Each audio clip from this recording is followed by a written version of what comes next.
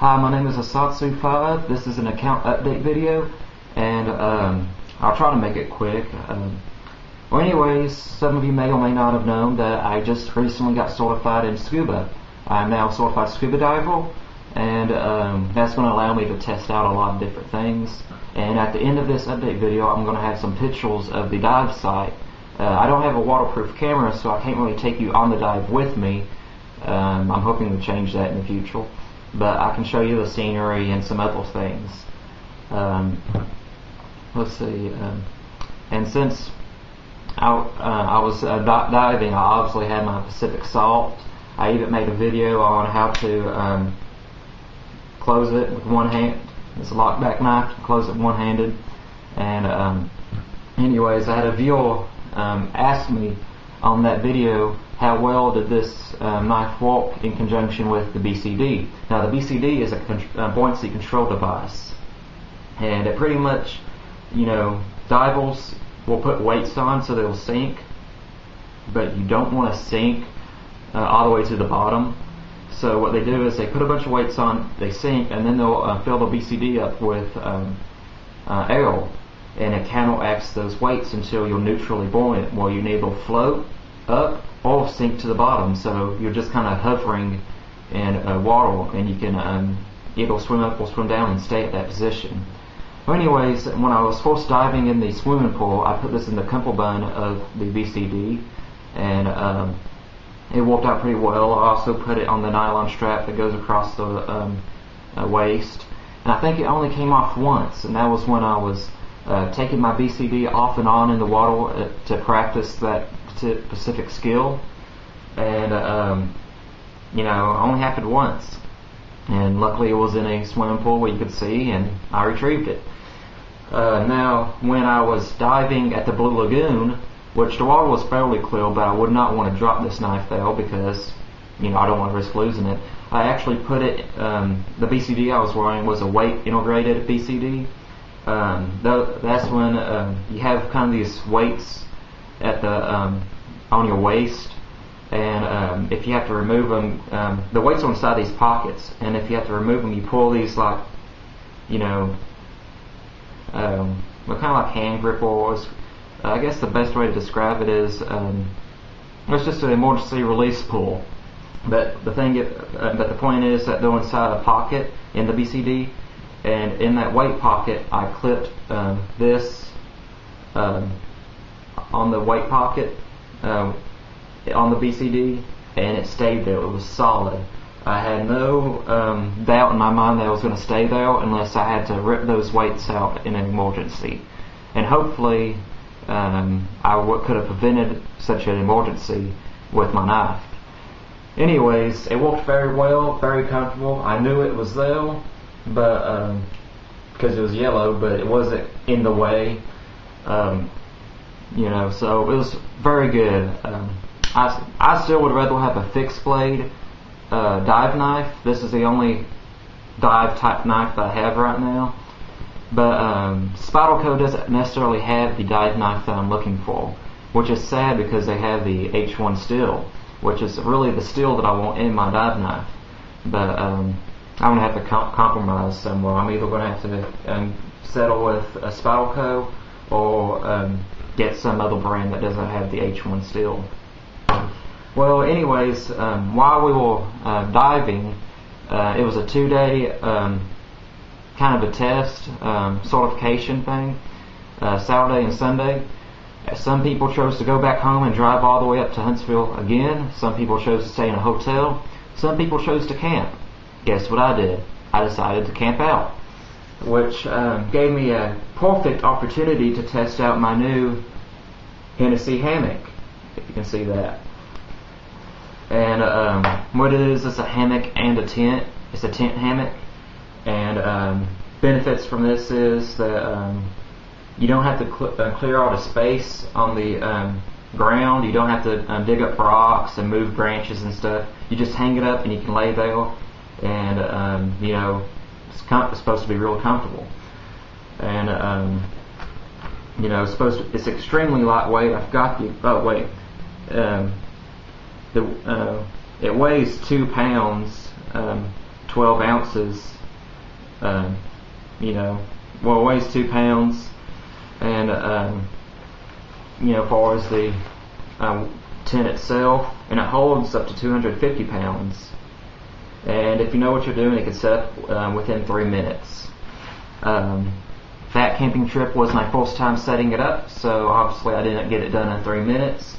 But I'm not going to be doing a review of this tent for a while, because although I set up the tent, I had it set up real good. I laid in it. It was a beautiful day and a pretty clear night.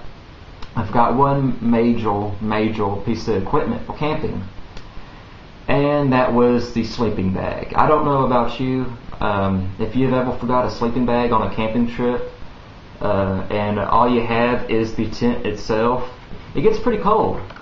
I can vouch for that. So I spent the whole night putting stuff on the camp file. There was about maybe 5 of us out there camping. I was trying to do this without waking anybody up, and I just spent the whole night putting stuff on the file, and I was cold. So I won't be reviewing that tent until I get a decent night's sleep in it. You know, as far as I have the tent and a sleeping bag, and I can actually get to sleep in it, so I can give it a fair evaluation on how well it works. Now, it held me up very easily. It was very easy to get in and out, and far as I know right now, it's a very good tent, but I'm just saying I'm not going to review it until I have a sleeping bag and I can give it a fair chance of me sleeping in it. So that's that. I forgot if I mentioned this or not, but at the end of this video I'm going to have pictures of the dive site, Huntsville Blue Lagoon. If you live near to Texas, or if you live in Texas near to the Blue Lagoon, or near to Huntsville, it's a good place to go and dive. I highly recommend it, mostly because it was the only place I've dived so far. Now, something else y'all might be interested in seeing is the Cold Steel Raha. I will have a review on this soon, and you can close it with one hand, even with the triad lock. And I will review this soon, but I want to carry it a few more days before I review it. So far, just initial impressions, it's going to be a pretty bad knife. Not bad as in negative, but as in cool, but I'm not going to add the other part of that phrase to it. Anyways, it's going to be a cool knife, full flat grind. I believe it's Alsate steel. It doesn't say on the actual knife, but I'm pretty sure it's Alsate. Overy handle, triad lock. I expect great things from this knife, for as how well built it is, but I'm going to hold it a little, hang on to it a little bit longer before I actually do the review. Also, just a little kind of update on EDC updates. I'm not going to tell you what I'm carrying, but in one of my last EDC update videos, I've been having a lot of people click on that video, but they're not looking for knives or keys or cell phones or anything like that. They're not looking for EDC everyday carry. They're looking for EDC the rave, or Electronic Daisy Carnival. It's a kind of a techno rave that event that happens in California ever so often, and the first few people that started clicking on my videos, they weren't, you know, that bad. It's like, oh man, what's EDC? What's EDC? Oh man, I thought this was EDC the rave. And I asked them about what EDC the rave was, and they explained it to me. And I don't know if y'all know this, but I actually enjoy techno. I mean, I'm not a techno geek or anything, but I do enjoy it, as with a lot of other music. But anyways, and then started getting these other EDC fans, and they were actually pretty rude. They're saying, you know, stuff, love, peace, and unity. How about you trade those knives and violence for some of that, you know? But they use some harsher language and constantly accusing me of being a violent person because I like to carry a knife and some pepper spray. So I don't know. You know, they're just constantly leaving comments like that. One guy actually called me an a-hole for naming my video EDC update because it had nothing to do with techno. And the thing about this is, before the rude people started coming on to that video and clicking on it, when the first few polite people got on the video, I put in the information box, not EDC the Rave, not Electronic Days Carnival. This is EDC Everyday Carry Video. So all these other people, all the rude people, clicking on my video, knowing, or I guess not knowing, I guess they can't read, but with my information box clearly stating that it's not EDC the Rave, and the thumbnail, well, you know, the picture of the video that you're going to watch, you know, it clearly doesn't show any DJ, strobe lights, or lasers. It's clearly, you know, it's either a knife or a wallet or my keys. Not anything you normally associate with techno. So, you know, anyways, I guess some of these people aren't the brightest people in the world, but they are continuing to click on my EDC update video, leaving rude comments. And that's just a fair warning to anybody else who plans on making an EDC update video. That's just a warning. It can happen. Let's see what else. I think that's about it. Still expecting, still kind of waiting on some more knives to come in particular one more knife I'm kind of waiting on.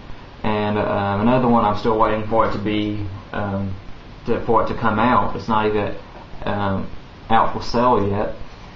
But that's about it. I hope you enjoy if you want to watch, stick around and watch. I hope you enjoy this little slideshow. It's not going to have any music to it or anything. It's just going to be a quick slideshow.